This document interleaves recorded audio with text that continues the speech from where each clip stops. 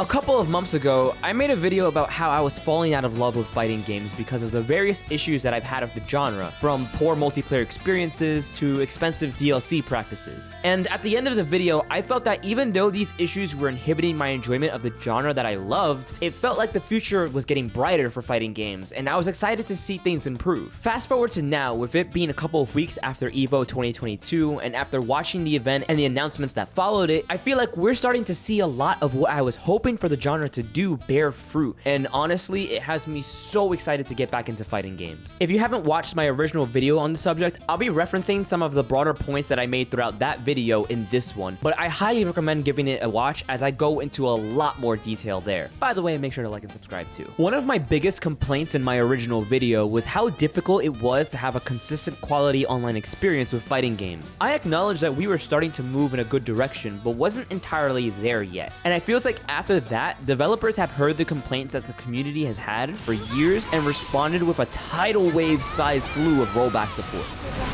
Perfect.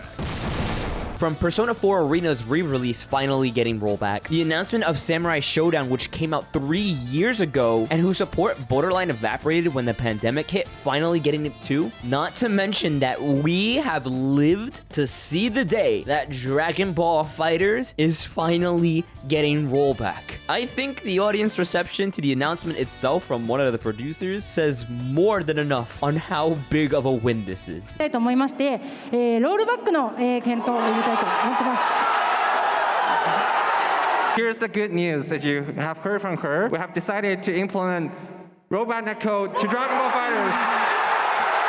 Thank you. It feels like fighting game devs finally heard the wake-up call to fix their games and make them not only playable, but also more accessible than ever, with games like Guilty Gear and King of Fighters getting crossplay in the near future, and Street Fighter 6 launching with it. Compared to a little over 2 years ago when playing most fighting games online was a near impossibility, it's crazy to see that virtually every fighting game is easily playable online now, unless your name is Grand Blue or Smash. I think it's safe to say that functional net play is going to be more than standard from this point on, and that's going to be super important for fighting games being easier to try out for new fans, and we've already seen how important this can be. In my previous video, I talked about how I was really curious to see how Multiversus was going to do, with it having virtually everything I would have wanted in a fighting game to get people invested in it, that being rollback, crossplay, and being free to play as well. And would you look at that, it's out now and it has some of the highest player counts for a fighting game in recorded history.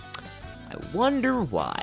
While a lot of the success is due to Multiversus having a crazy number of popular series like Batman, Looney Tunes, and LeBron James, Multiversus was the perfect storm of all the right pieces lining up for a fighting game to do well, and it shows just how popular the genre can be by embracing modern multiplayer development principles. It also helps that the game is incredibly fun and avoids a lot of the hurdles that other fighting games face, like difficult to navigate menus and difficulties connecting with friends. I've seen a lot of complaints be thrown around at the free-to-play elements of Multiversus, and some are definitely understandable. While the characters are all free to unlock, the grind to actually get them is rough, and it does take a significantly long time. Having all the cosmetics locked behind pricey paywalls is unfortunate too, especially when some of the characters have really cool skins that have full voice swaps and outfits depending on the character. But at the very least, they aren't letting the monetary aspects of the game get in the way of the actual gameplay itself, with the fact that you can get all the characters by just playing the game, even if it does take a while, and that all the characters are available when playing locally, which is a huge boon for tournaments that want to run the game. This being all the more important with multiplayer being a big focus, with the game primarily focusing on 2v2. From my perspective, while I can agree that some of the free-to-play aspects are a little grimier than I would have liked, if it means that Multiversus will constantly have a huge pool of players instead of discussion of it completely dying after the first few weeks, and that I can easily recommend and play with my friends without any barrier to entry for them, I'm honestly more than willing to put up with the monetization, because I've played one too many fighting games that fall off too quickly because the game launched at a premium. Playing Multiversus has been a blast, and I'm excited to see not only where the game goes from here, but also how the rest of the industry is going to react to just how insanely well its release model worked for it. There's no doubt in my mind that Riot's new fighting game Project L will reach a similar level of success, given that it's going to be free to play as well. And on top of all of this, the fighting games that are out right now are continuing to do what they do best and bring out exciting new characters and system changes that have made playing playing them even more fun. A few months ago, I was getting really bored of Guilty Gear Strive, but after Bridget coming out alongside the new system changes and rediscovering how much fun the game can be after messing around with mods, I've been falling in love with the game again and have found myself playing it just to play more often. I can't overstate how funny this game is with mods though. It's borderline insanity.